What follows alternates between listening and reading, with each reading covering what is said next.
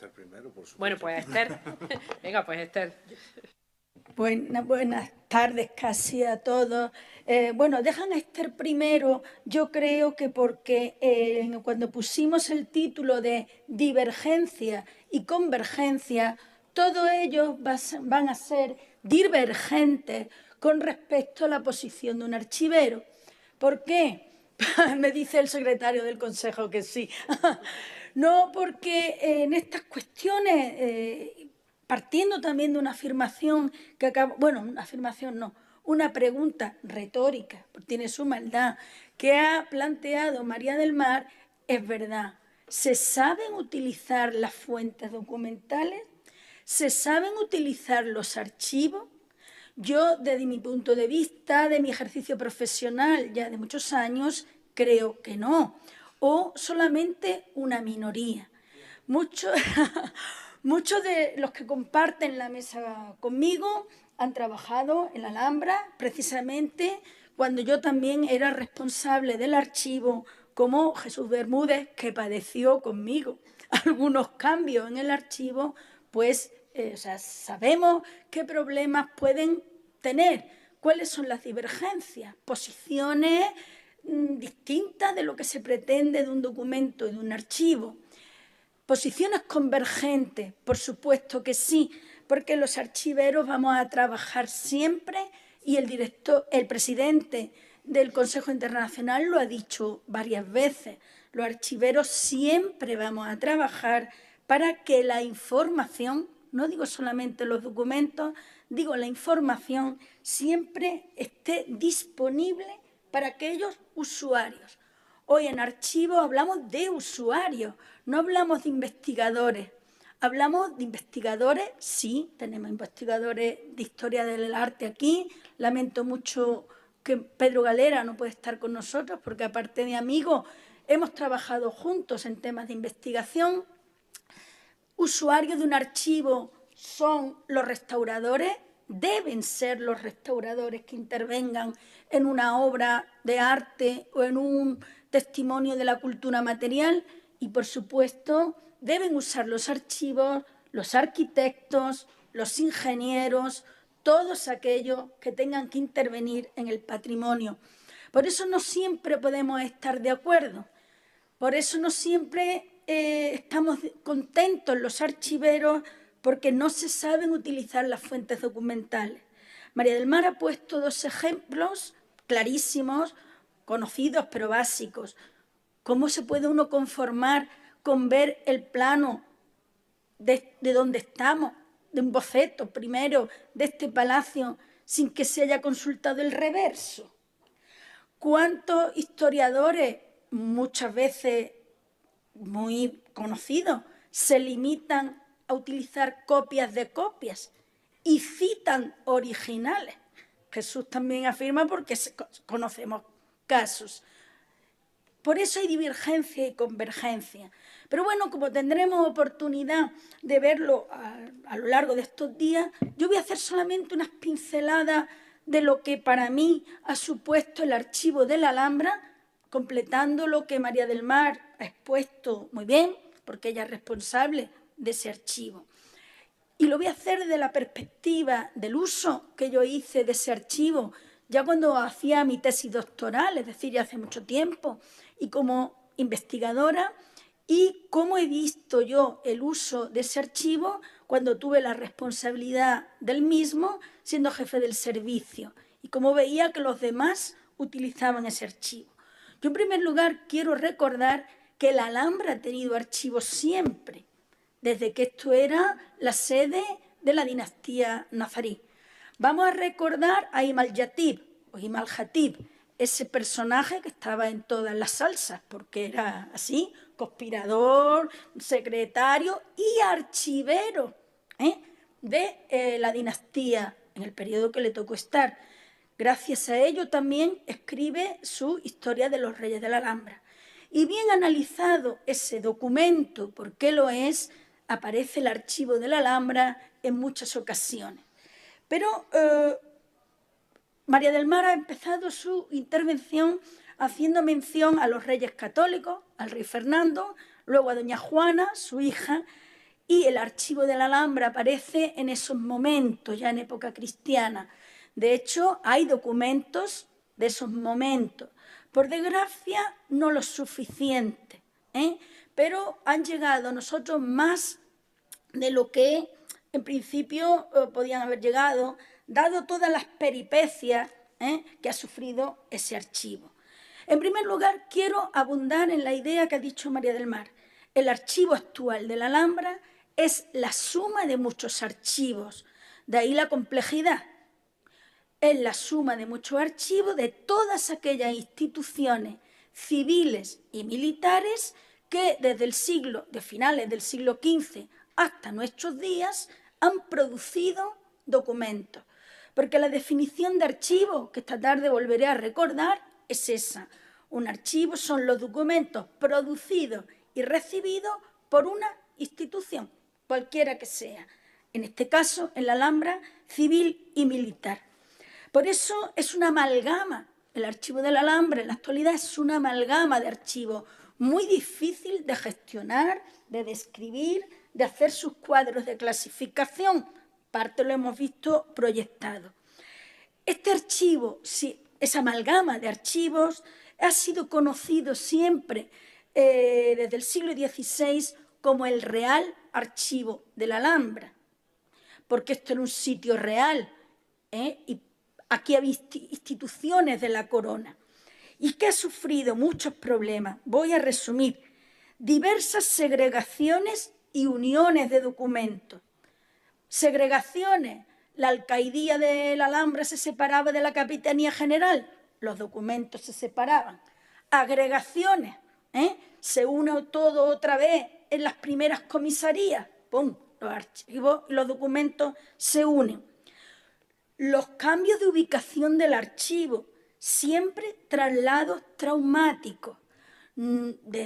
Imaginamos, la primera oficinas, como ahora diré, de estas instituciones que estaban aquí en la fortaleza de la Alhambra, hasta su actual sede, que luego veremos. ¿Ha habido expolios? Claro que lo ha habido. Lo ha habido incluso en el siglo XX. ¿Por qué? Porque el documento, por desgracia, tiene siempre un poder atractivo, aparte de otro poder que luego iré diciendo. El archivo ha sufrido el olvido durante mucho tiempo. Solamente en la última mitad del siglo XX, siguiendo criterios de la archivística, se rescató parte del mismo. Y desde luego el archivo ha sufrido diversos criterios de organización, lo cual es lógico debido a su larga historia.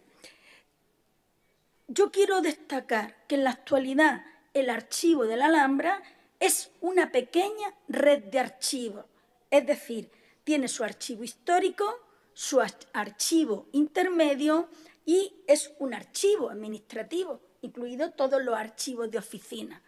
Eso que les puede parecer un poco extraño a los que no sean archiveros es lo lógico. Este es un archivo que se ha de poner de ejemplo por dos cosas.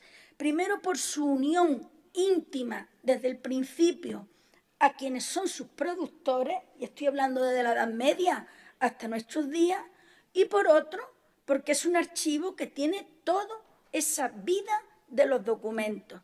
Eso ha sido difícil de comprender. Jesús está aquí y recordará. Fue muy difícil que en el mismo patronato se entendiera que el archivo no solamente es el archivo histórico, es el archivo del día a día. De ahí algunos documentos que ha sacado Jesús a la luz. Eso es muy importante, porque el archivo de la Alhambra es hoy lo que es, con sus testimonios históricos, porque aquellos veedores, contadores, escribanos públicos, escribanos del rey, y voy a citar frases del propio archivo y de esos documentos, consideraban esos documentos como los libros y papeles de estas oficinas. Dejamos un poco para el debate, ¿no, Javier? Si no, no terminamos. Tiene razón Esther, y es bueno que haya comenzado. en una cosa que yo creo que todos compartimos en esta mesa, y es que los investigadores en realidad no sabemos usar los archivos. Es cierto, el investigador es un animal con un apetito insaciable de documentación y más que documentación, de emociones, con independencia de a qué nos dediquemos y con independencia de lo que ocurre una vez que uno sale en el archivo. El archivo es una especie de yacimiento donde uno intenta emocionarse y casi siempre ocurre eso. Para que esa emoción no desborde los límites del tiempo y no genere un desorden, pues existen los archiveros. Y los archiveros son, para los investigadores, asesores, si lo consideramos de manera positiva, pero también elementos limitantes de ese apetito. Y es bueno que así sea, porque uno no puede entrar en un archivo como un elefante en una cacharrería a intentar seguir las pistas más inverosímiles sin atender al tiempo, a las papeletas que hay que rellenar, a los guantes que hay que utilizar, a los legajos que hay que cerrar antes de utilizar el siguiente. En fin, esto es un asunto de cada día, pero al final lo que queda es la emoción. Y el archivo es, antes que nada, un lugar emocionante. Yo vengo a hablar, y voy a hablar muy brevemente, de una especie de recién llegado al archivo, que es la fotografía. La fotografía hasta hace muy poco era un elemento secundario, un elemento más. Últimamente, a nivel general, ha tomado una especie de protagonismo. María del Mar señalaba hace un momento pues, que se mima la cuestión de la fotografía, probablemente porque en las consultas que hoy se generan en los archivos por vía digital, pues la imagen fotográfica es un elemento en una sociedad de imagen lógicamente más atractivo que un documento con letras del Conde de Tendillas que es indescifrable. La fotografía la puede descifrar todo el mundo, sea investigador, usuario, y por lo tanto pues es lógico que tenga mayor relevancia. Pero es un recién llegado. Y es un recién llegado que no es muy abundante. Yo también soy un recién llegado a la fotografía. No soy de historia del arte, no soy arqueólogo, vengo del campo de la historia contemporánea. Yo me formé en mis años de estudiante y con la elaboración de las tesinas y la tesis en archivos que tenían documentos escritos, tenían letras y números, y la fotografía nunca entró en nuestras preocupaciones, a pesar de que si hay un instante en la historia relevante para la imagen es precisamente el que se produce a partir de la Revolución Francesa, pero no estábamos educados en el uso de ese material. Yo llegué a la fotografía de una manera ocasional porque se me encargaron unas exposiciones y en las exposiciones, para que al público se le haga tragable o digerible o más atractiva la información, pues el recurso a la imagen es fundamental. Y comencé usando las imágenes fotográficas para explicar otras cosas. Eso llevó a determinados fondos de autor interesantes. De ahí llegó la Alhambra y el caos se multiplicó, porque el problema que tenía la fotografía sobre una ciudad, sobre los últimos 100 años o sobre la Alhambra en concreto, es que abundaba el caos, porque no se sabe muy bien cuáles son los límites de ese campo. Después de muchos años en los que mi colega Carlos Sánchez y yo hemos estado intentando bucear para tocar pared en esa especie de piscina de imágenes en la que queríamos movernos, pues hemos llegado a la conclusión de que en realidad el patrimonio fotográfico sobre la Alhambra, repito, no todo él reunido, pues podría ascender en los primeros 100 años del medio aproximadamente a unas 6.000 imágenes, siendo optimista. 6.000 imágenes es aproximadamente lo que se puede, el número de selfies que se pueden hacer en la Alhambra en media hora, un día normal de visita, de manera que estamos hablando de un patrimonio ínfimo. Y un patrimonio, además, que de alguna manera ha sido la víctima de una proyección hacia el pasado, de la propia banalización de la imagen fotográfica de la que hacemos uso en el presente. El hecho de que 6.000 imágenes o 100.000 imágenes, no sé cuántos millones de imágenes se puedan generar al año sobre la Alhambra por parte de los visitantes que hacen uso del espacio, nos introduce en un verdadero caos y, sobre todo, desvaloriza el valor documental que esa imagen pueda tener en el presente y en el futuro. En cambio, no hay que ir a la cantidad. 6.000 imágenes para un periodo que va aproximadamente desde 1840 hasta la década de 1930, primer siglo de la fotografía, son muchas imágenes. Son muchas imágenes y si además a ello le consideramos en este circuito, lógicamente, la imagen pública, no imagen generada de manera privada, que engrosaría algunos miles más. Lo que es importante es que este material es interesante por un doble motivo. Y es un doble motivo que genera dos posibles líneas de investigación en las que en realidad se mueve el uso de la fotografía como documentación histórica. Una línea que estaría representada por la fotografía como objeto cultural, es decir, como objeto importante en sí mismo, como objeto que denota un determinado estado de cosas con independencia de su contenido, sería el campo de la fotohistoria, y otra que hace un uso más extensivo no tanto de la imagen como objeto producido, sino de los propios contenidos de la imagen, es decir, qué nos enseña la fotografía, qué podemos ver a través de estos testimonios con independencia del grado de veracidad, de verosimilitud que podamos añadirle. Este sería el área de intentar hacer historia con la fotografía, que también tiene un campo de trabajo amplísimo.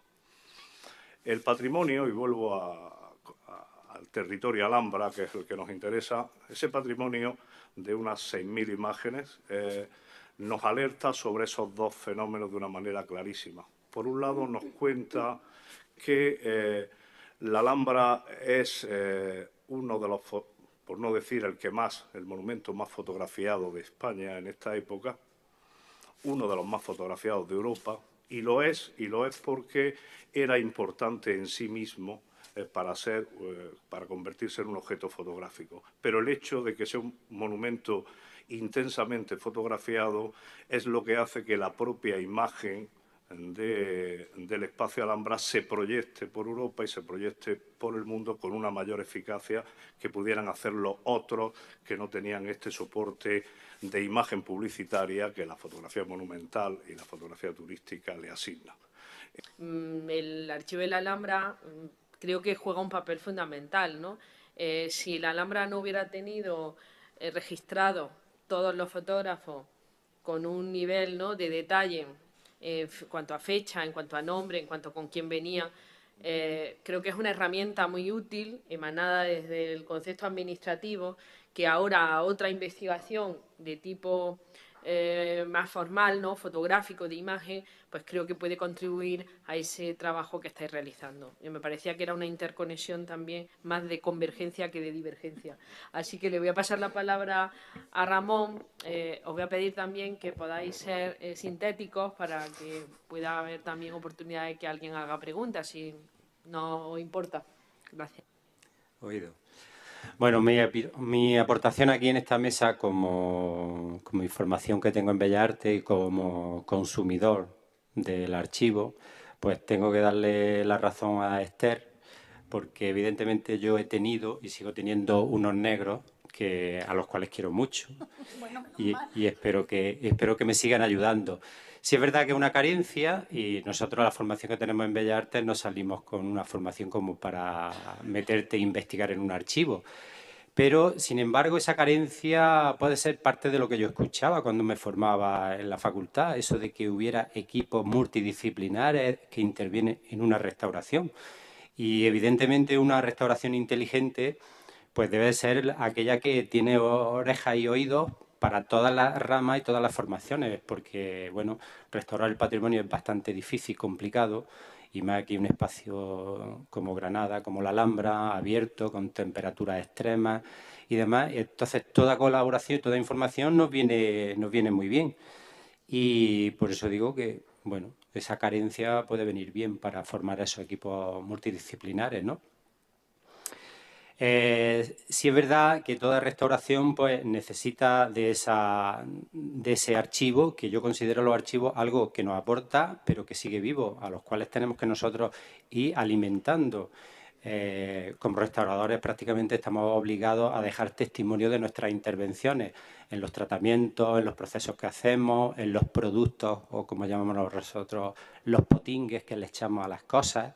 Pues puede que 20 años, 30 años, hoy día a veces hay productos que salen al mercado que desgraciadamente, pero bueno, eso en todo, igual que en la medicina hay vacunas o antibióticos que están relativamente probados, pues en restauración también, y no sabemos si dentro de 20 años lo que yo considero hoy última tecnología, pues dentro de 20 años esa pared puede estar dando problemas y necesitamos eliminar o quitar esa intervención, hacerla reversible.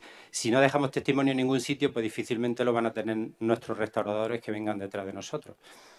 Y bueno, yo, por ser breve, yo me quedo con un ejemplo que en mi fase de investigador, iniciando mi estudio de tesis doctoral, me quedo con ese dato que me pareció fascinante y yo creo que cualquier Steven Spielberg que mame de unos archivos hará la mejor película y la más interesante del mundo. Porque hoy día a nadie de nosotros se nos ocurriría liarnos a puñaladas con tu vecino o cualquiera que pase con la calle para robarle un saco de yeso. Pues el dato de 1561 con alcalde de la Alhambra, Íñigo López de Mendoza, pues manda a sus obreros a que compren yeso en la zona de Gavia, en la zona de Montevives.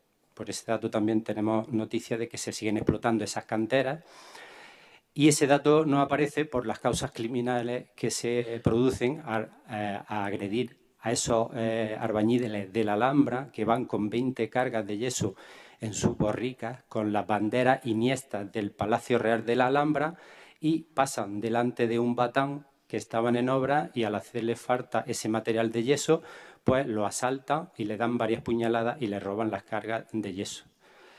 Pues nada, yo ese día estaba flotando porque había visto una película de la Edad Media delante de mi ojo. Y nada más, esa es mi aportación. Creo que es muy explícita, muy enriquecedora. Le pasamos la palabra porque vayamos dando un salto a Adela Fábregas. Adela.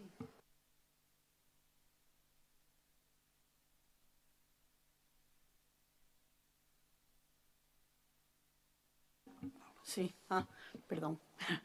No, digo que decía que yo lo que puedo dar es mi experiencia personal de colaboración en un equipo interdisciplinar entre de arqueólogos y documentalistas. Yo no soy arqueóloga, yo soy historiadora en el sentido clásico del término, en el sentido de trabajo con documentación escrita.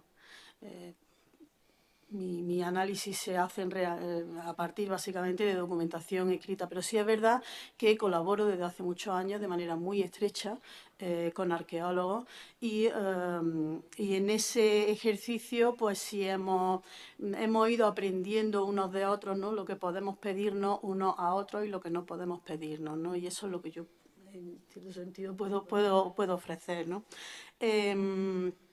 Evidentemente, las informaciones que surjan a partir del análisis arqueológico y a partir del análisis de la documentación escrita son informaciones, generan un tipo de conocimiento muy diferente.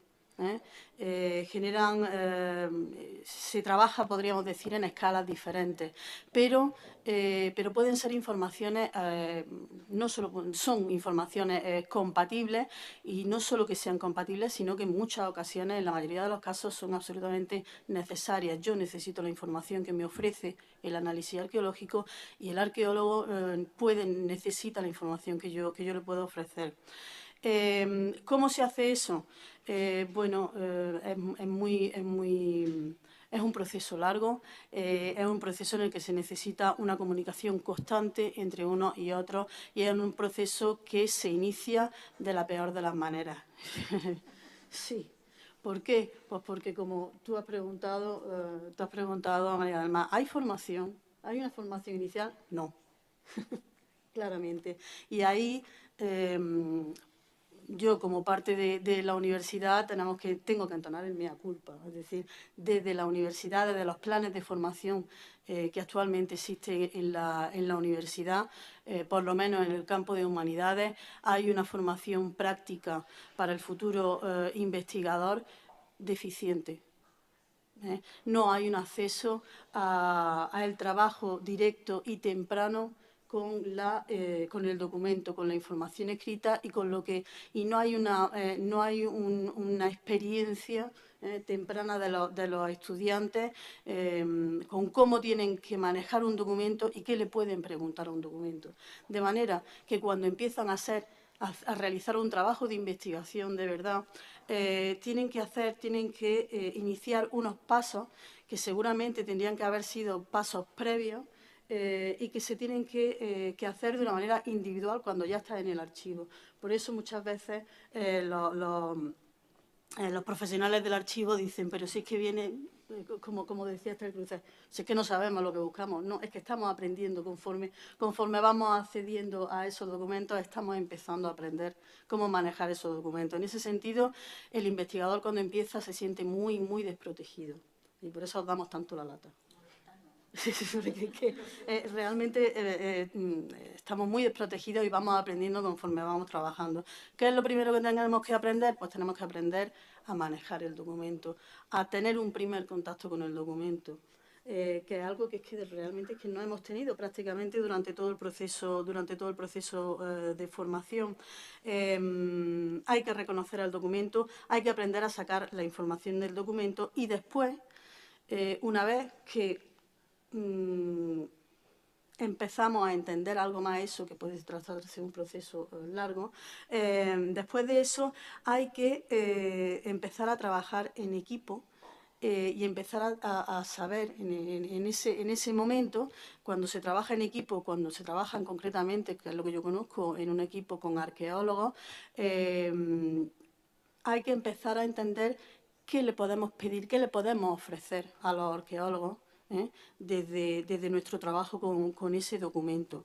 Uno de los problemas que yo considero que son importantes es que tanto los arqueólogos como los documentalistas, como nosotros mismos, en general, ponemos demasiadas expectativas, muchas veces, o expectativas equivocadas. Sobre qué nos puede ofrecer el documento o qué le puede ofrecer un documentalista al arqueólogo. Me explico, intento explicarme. Hay cuestiones de base, evidentemente, que son cuestiones de un planteamiento inicial por parte del arqueólogo y por parte del documentalista.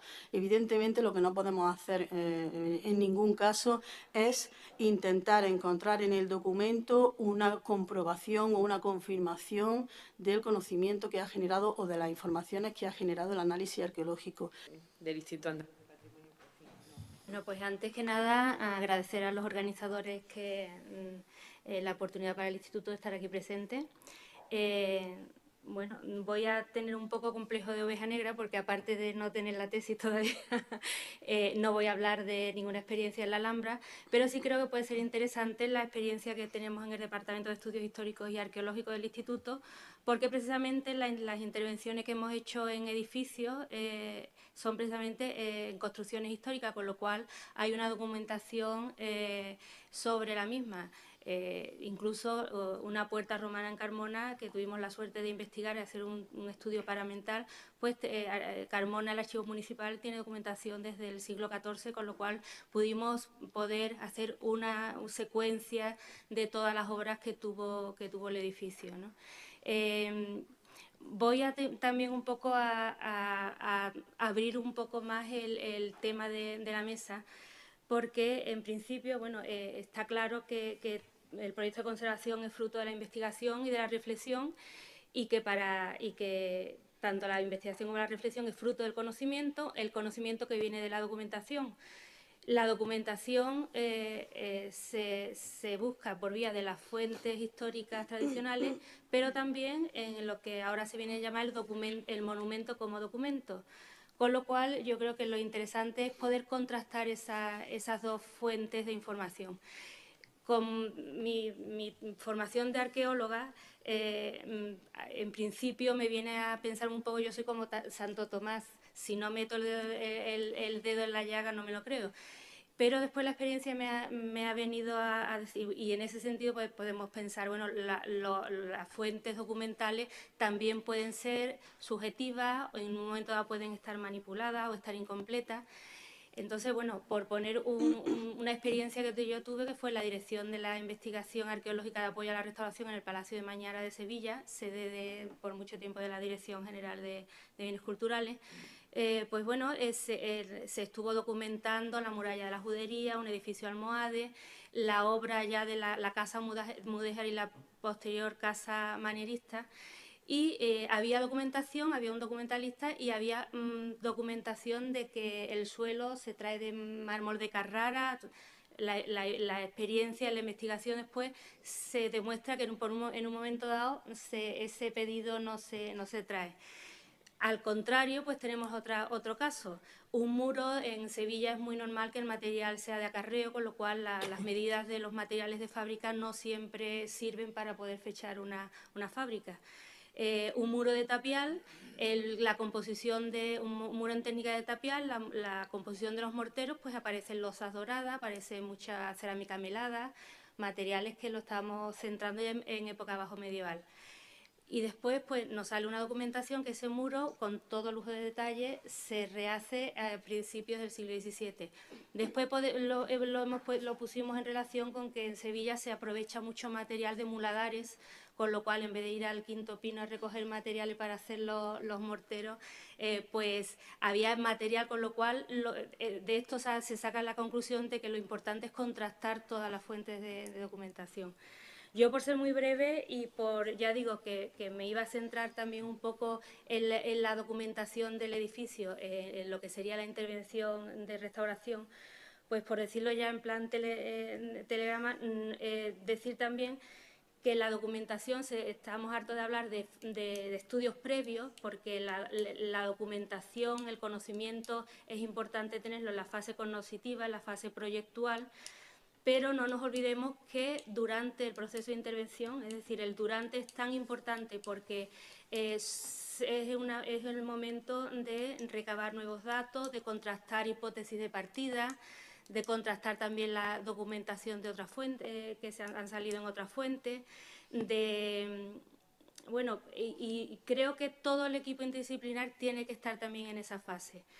Y en este sentido, también otro punto que se podría también debatir, que sería que no podemos olvidar también que la documentación recabada, los cambios registrados en el edificio, desde origen, remodelaciones, refacciones, añadidos, cambios de uso, etcétera, incluso la documentación de intervenciones precedentes, es importante también registrarla. Es decir, el momento de la restauración no es solo un proceso técnico del restaurador o del arquitecto, sino que es también un hecho histórico y cultural que hay que estar en ese momento documentando. Es decir, en ese sentido, quería también hilar un poco como al final es un círculo y estamos generando documentación para el futuro. Es decir, estamos recogiendo documentación que tiene que registrarse de forma accesible, consultable, actualizable, también pensando después en los temas de control, de preventiva, en futuras intervenciones.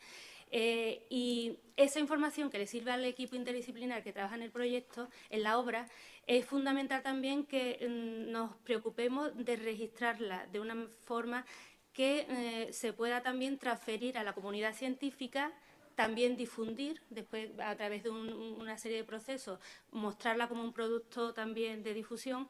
Y no podemos olvidar en este sentido, como yo vengo de una institución que tiene también un laboratorio de de un taller de patrimonio documental y bibliográfico, hay que conservar. Es decir, habría que también tocar quizás aquí pues el tema de la conservación del patrimonio documental y bibliográfico y de la conservación de la información que estamos generando. Aquí está el problema de los nuevos soportes, también de que pueden quedar obsoletos pronto tanto los equipos como los programas, es decir, pues habría que migrarlos, está el tema de los repositorios, es decir, que yo creo que en plan muy rápido me gustaría también tocar ese tema, ¿no?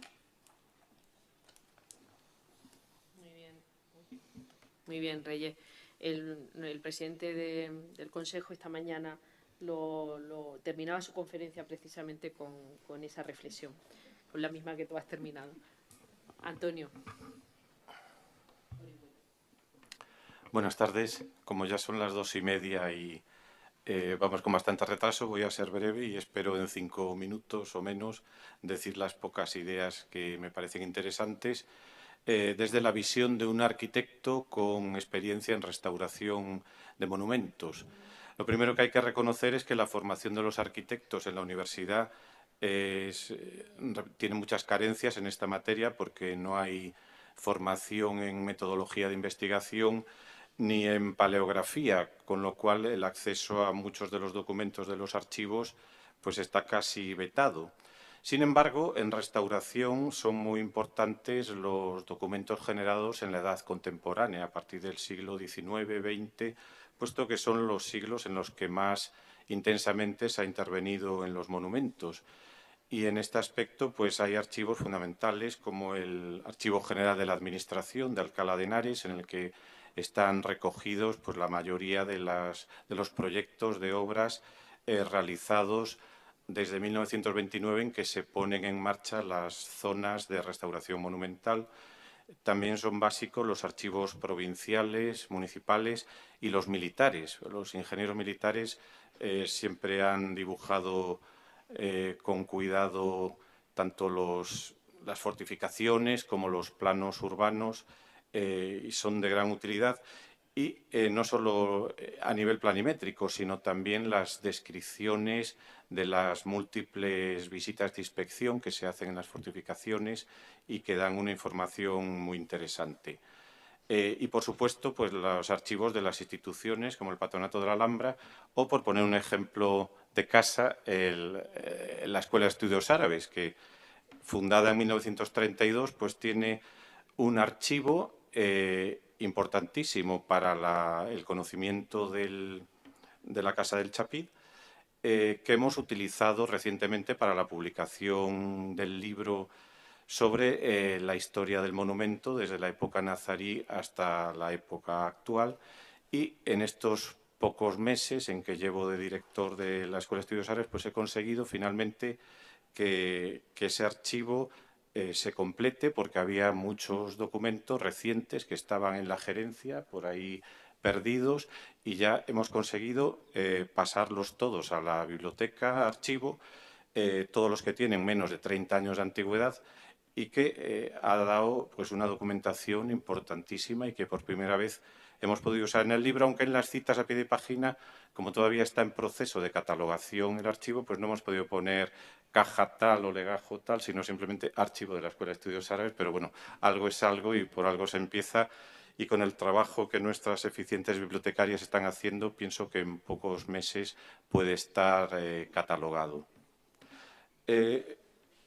Una cosa también importante es el análisis crítico de esos proyectos a los que se accede en los archivos, porque generalmente son proyectos muy breves, donde la memoria son 2 páginas, hay unos planos muchas veces repetitivos, porque los proyectos se van haciendo por fases debido al poco presupuesto que tenían, van siendo anualidades en que se va gastando el dinero, y también por el sistema de ejecución de administración y no de contrata, pues el proyecto era un instrumento de poca importancia, porque realmente sobre la marcha el arquitecto director era el que iba cambiando y adaptando el proyecto a la realidad.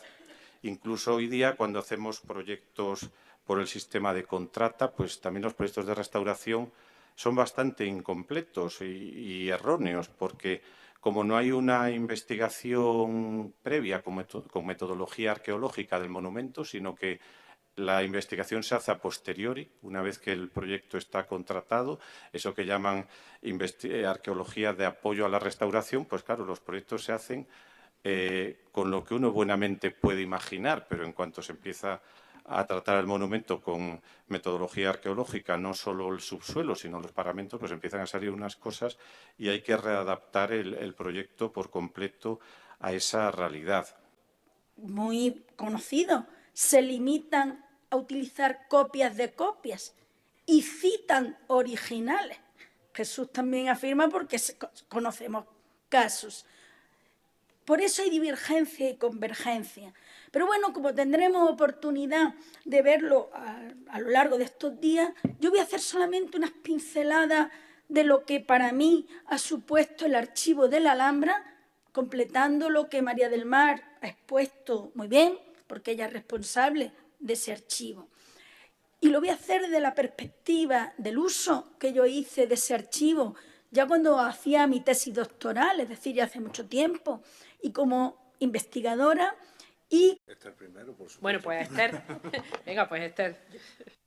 Buenas tardes casi a todos. Bueno, dejan a Esther primero, yo creo que porque cuando pusimos el título de divergencia y convergencia, todos ellos van a ser divergentes con respecto a la posición de un archivero. ¿Por qué? Me dice el secretario del Consejo que sí. No, porque en estas cuestiones, partiendo también de una afirmación que acabo, bueno, una afirmación no, una pregunta retórica, porque tiene su maldad, que ha planteado María del Mar, es verdad. ¿Se saben utilizar las fuentes documentales? ¿Se saben utilizar? El presidente del Consejo Internacional lo ha dicho varias veces. Los archiveros siempre vamos a trabajar para que la información, no digo solamente los documentos, digo la información, siempre esté disponible para aquellos usuarios. Hoy en archivo hablamos de usuarios, no hablamos de investigadores. Hablamos de investigadores, sí, tenemos investigadores de historia del arte aquí. Lamento mucho que Pedro Galera no puede estar con nosotros porque aparte de amigo hemos trabajado juntos en temas de investigación. Usuarios de un archivo son los restauradores, deben ser los restauradores que intervengan en una obra de arte, los archivos. Yo, desde mi punto de vista, de mi ejercicio profesional ya de muchos años, creo que no, o solamente una minoría.